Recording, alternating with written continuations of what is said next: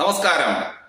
കേരളത്തിന്റെ വൃത്തികെട്ട രാഷ്ട്രീയ മുന്നേറ്റത്തിൽ അല്ലെങ്കിൽ രാഷ്ട്രീയ മുന്നണികളുടെ അതിപ്രസരത്തിൽ മാന്യമായിട്ട് ഒരു ഉദ്യോഗസ്ഥനും ജോലി ചെയ്യാൻ സാധ്യമല്ല എന്നുള്ള യാഥാർത്ഥ്യത്തിലേക്ക് വെളിച്ചം വീശുന്ന വസ്തുതകൾ തന്നെയാണ് അനുദിനം നടന്നുകൊണ്ടിരിക്കുന്നത്.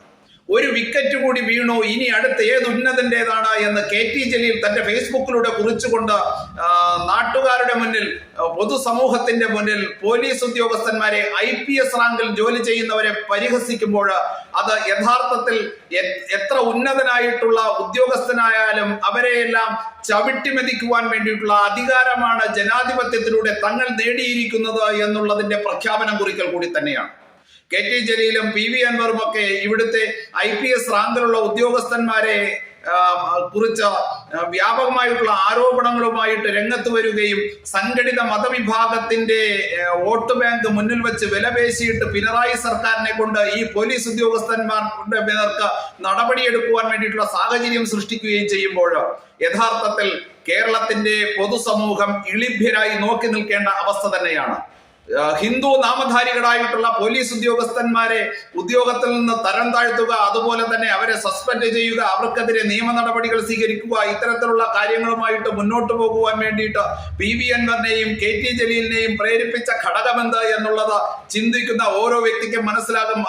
അതിന്റെ പിന്നിലുള്ള ഘടകമെന്ന് പറയുന്നത് സ്വർണ്ണക്കള്ളക്കടത്തിന് നേരെ അല്ലെങ്കിൽ ലഹരി മാഫിയക്കെതിരെ നിരന്തരമായിട്ട് കേസുകൾ എടുക്കുകയും അതുപോലെ തന്നെ ഇവരെയെല്ലാം അമർച്ച ചെയ്യുവാൻ വേണ്ടിയിട്ട് പരിശ്രമിച്ച പോലീസ് ഉദ്യോഗസ്ഥന്മാർക്ക് ഇവിടുത്തെ മത തീവ്രവാദികൾ ഉൾപ്പെടെയുള്ള ലഹരി കള്ളക്കടത്ത് മാഫിയകളുടെ അഴിഞ്ഞാട്ടം അനുവദിക്കാത്തതിലുള്ള പ്രത്യക്ഷ വിരോധം തന്നെയാണ് ഈ പോലീസുകാരെ കൂച്ചുവിലങ്ങൊടുക്കുവാൻ വേണ്ടിയിട്ട് ഇത്തരത്തിലുള്ള ആരോപണങ്ങളുമായിട്ട് പിണറായി വിജയന്റെ മുന്നിലേക്ക് PV അൻവറും KT ജലീലും കടന്നു വന്നത് എന്നുള്ളത് സാമാന്യമായി ചിന്തിക്കുന്ന ഏതൊരു വ്യക്തിക്കും മനസ്സിലാവും.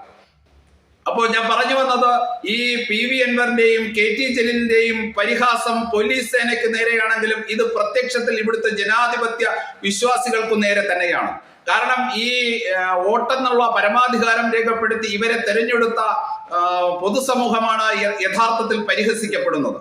ഈ മത താല്പര്യത്തിനനുസരിച്ച് അല്ലെങ്കിൽ മതത്തിന്റെ ഇത് പേര് നോക്കിയിട്ട് പോലീസ് ഉദ്യോഗസ്ഥന്മാരുടെ നാമവും മതവുമായിട്ടുള്ള ബന്ധം കലർത്തിയിട്ട് അവർക്കെതിരെ ആരോപണങ്ങൾ ഉന്നയിക്കുകയും കൃത്യമായിട്ട് ജോലി ചെയ്യാൻ ശ്രമിക്കുന്ന ഉദ്യോഗസ്ഥന്മാരെ സർവീസിൽ നിന്ന് മാറ്റി നിർത്തണമെന്ന് സർക്കാരിനോട് സമ്മർദ്ദം ചെലുത്തുകയും ചെയ്യുന്ന KT ജലീലും PV അൻവറും പൊതുസമൂഹത്തെ അല്ലാതെ പിന്നെ ആരെയാണ് പരിഹസിക്കുന്നത്? അതുകൊണ്ട് കേരളത്തിന്റെ ജനാധിപത്യ വിശ്വാസികളായിട്ടുള്ള പൊതുസമൂഹം, പ്രത്യേകിച്ച് ഇവിടുത്തെ ഹൈന്ദവ സമൂഹം വളരെ ആഴത്തിൽ ഇക്കൂട്ടരെ കുറിച്ച് ചിന്തിക്കുകയും ഇടതുപക്ഷ രാഷ്ട്രീയ പാർട്ടിയിൽ പ്രവർത്തിക്കുന്ന ഹൈന്ദവ സഖാക്കന്മാര് ഇത്തരത്തിലുള്ള KT ജലീലും PV അൻവറും സമ്മർദ്ദത്തിലാക്കി കാര്യം നേടുന്ന ഇടതുപക്ഷ പാർട്ടിയിൽ ഇനി തുടരേണ്ട ആവശ്യകതയുണ്ടോ എന്ന് ആത്മപരിശോധന നടത്തുകയും ചെയ്യേണ്ടത് അനിവാര്യമാണ്. ഇനിയുള്ള കാലഘട്ടത്തിലോ ഇല്ലെങ്കിൽ അടിമകളായിട്ട് നിങ്ങൾക്ക് ഈ പാർട്ടി സംവിധാനത്തിൽ തുടരേണ്ടി വരും. നന്ദി, നമസ്തേ.